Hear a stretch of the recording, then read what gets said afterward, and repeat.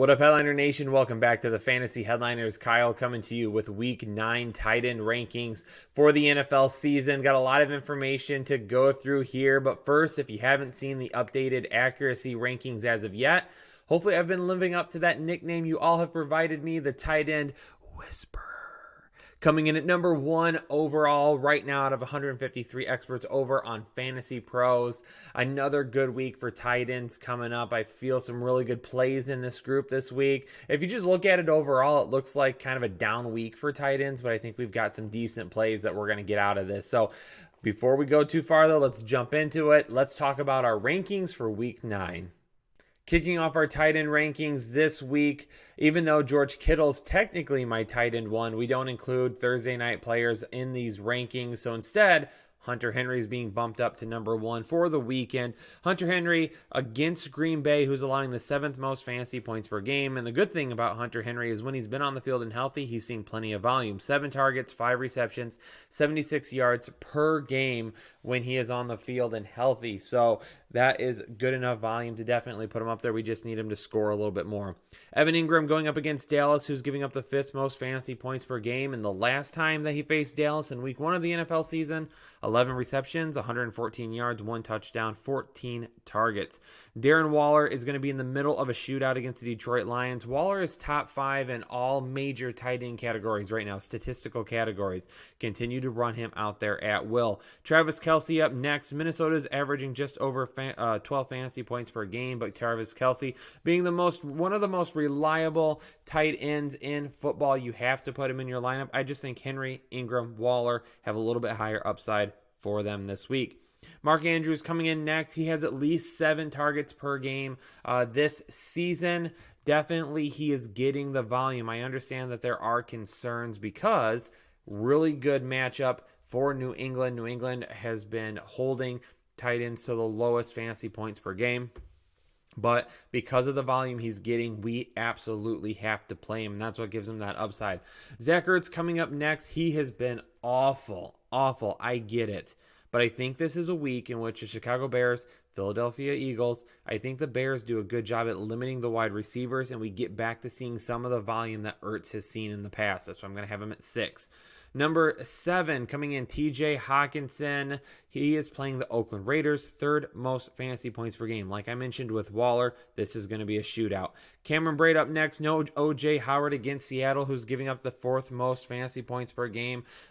Okay, officially O.J. Howard is not out yet. However, he hasn't practiced this week. I really don't see it coming. Olsen is in a tough matchup against Tennessee, but Tennessee does a really, really good job of limiting wide receivers.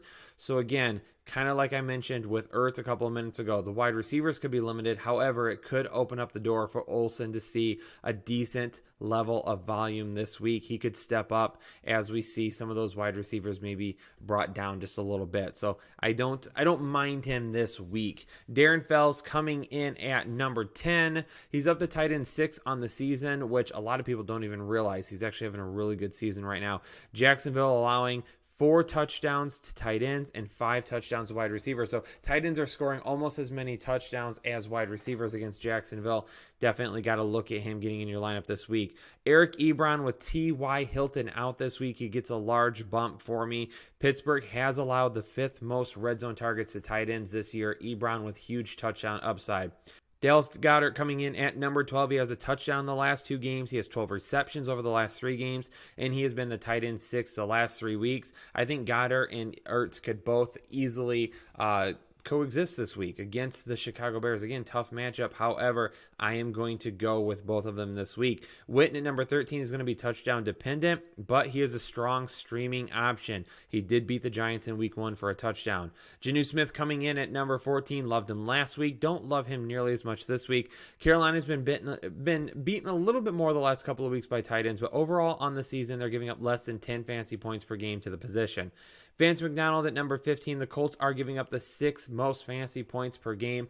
As I mentioned in the start and sit video for tight ends, the big thing about McDonald this year is he hasn't been creating a lot of yards after the catch. Last season, Vance McDonald was third overall in the entire NFL, all position, and yards after the catch per reception. Just hasn't done the same thing this year. Jack Doyle at number 16, same thing as Eric Ebron. No T.Y. Hilton this week, could lead to a little bit more volume. Jimmy Graham coming in at number 17. He is hard to predict. He is a headache. You don't know what he's going to do. He could have a bad week. He could have a good week. I don't love the consistency. That's why he's going to be all the way down here this week.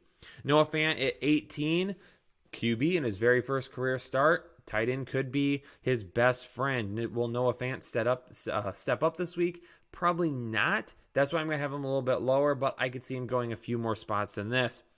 Jordan Akins coming in at number 19. He's had the tendency to hit a big game every now and then. This season, you got to include him in the top 20. Ben Watson coming in at number 20 overall has not done anything yet this season at the position. However, still a lot of time. Could this end up being the week that he gets back to helping out a little bit with the New England Patriots? Maybe. Decent streaming option if you really need somebody, but honestly, I would look at some of these other options first. Well, there you have it. Cut and dry. Clean our hands of the tight end position for week 9 of the fantasy football season. Make sure you tune in tonight, though. The Fantasy Headliners live at 9 Eastern right here on YouTube. We'll be around to answer all of your start and sit questions. Make sure you like the video. Make sure you subscribe to Headliner Nation. If you haven't subscribed to the channel, make sure you do that now. Hit the notification bell so anytime we go live or drop a video, you'll be notified. And of course, if you have questions, leave them below in the comments. Thanks so much, Headliner Nation. We'll see you tonight on the live show. Have a good one. Good luck this week.